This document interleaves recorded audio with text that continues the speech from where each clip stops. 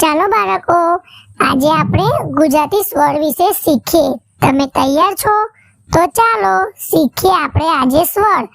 અજગરનો અ, અજગરનો આ, આગગાડીનો આ, આગગાડીનો ઈંડાનો ઈ, ઈંડાનો ઈંટનો ઈ, ઈંટનો ઉંદરનો ઉંદરનો ઊનનો ઊનનો ઋષિનો ઋષિનો એરણનો એરણનો ઐરાવતનો ઐરાવતનો ઓશિકાનો ઓશિકાનો ઔષધનો ઔષધનો અંગૂઠાનો અંગૂઠાનો અહ એટલે નમઃ, અહ એટલે નમઃ.